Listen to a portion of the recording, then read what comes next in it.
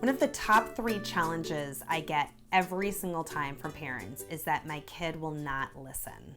And one of my favorite stories about this is when I was doing an evaluation and a parent said to me, "Can you please check my son's hearing because I think there's something wrong. He will not listen to me, and I know it runs in the family because his dad is the same way."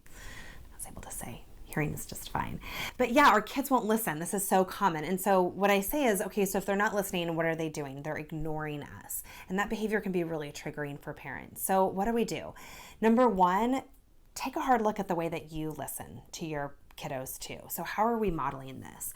Are we on our screen? Are we listening very distractedly? So just starting to really shift your behavior as well. When you are listening to them, really look in their eyes and say, "I'm listening.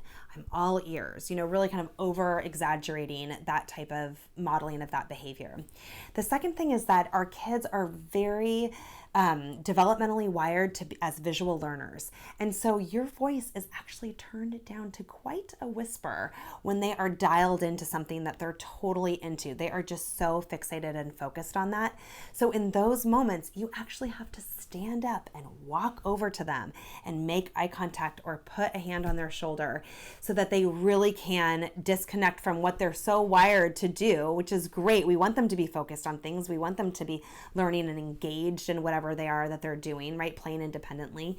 And so they'll need that extra tool of that nonverbal cue with a hand on their shoulder or just that eye contact for them to actually turn their focus to you, and then you can repeat what it is that you've been trying to say.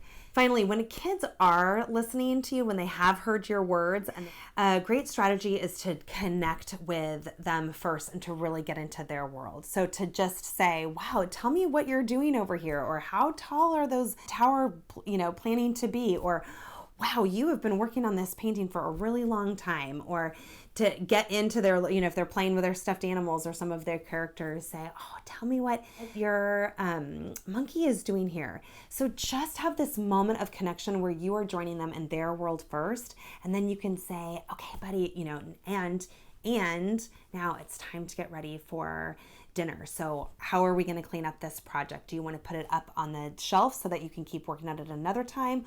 Or do you want me to take a picture of it before you break it all down?" So just really engaging, connecting with them, getting into their world first so that then you can lead them over to what it is that you've been asking them to do. I know this can feel like a lot of effort, like I've just given them a direction, they just need to comply. But in those cases, there's a reason, that they are really enjoying whatever it is that they're doing. And just like if you were in the middle of something, you wouldn't want somebody to interrupt you, or you wouldn't be able to stop immediately. And then sometimes the way that the not listening manifests is that you've said something over and over again, like, "It's time to get ready for school. It's time to get ready for school." Parents will say, "I've said it 1,000 times. But my question is, do they even understand what that means? That might be too big of a skill. Get ready for school might be so overwhelming. So instead, break it down into really small bite-sized pieces. So instead of saying, "Get ready for school," ask, "What shoes are you wearing today?" Ask, "Where is your toothbrush?" Ask, "Where is your backpack?" So really one step at a time. And certainly in the moment, you can just do those little bite-sized pieces, but then ultimately take a little note to self, like, "Wow, they really need some extra practice with this." And so then when you do have the time, you can go back to what your routine looks like. You can take some time for training, take some time for teaching. But just being mindful of sometimes what we're asking them to do is just too overwhelming. And so their way of not, responding is just to ignore you because they honestly don't know how to respond. They don't know how to do what it is that you're asking them to do.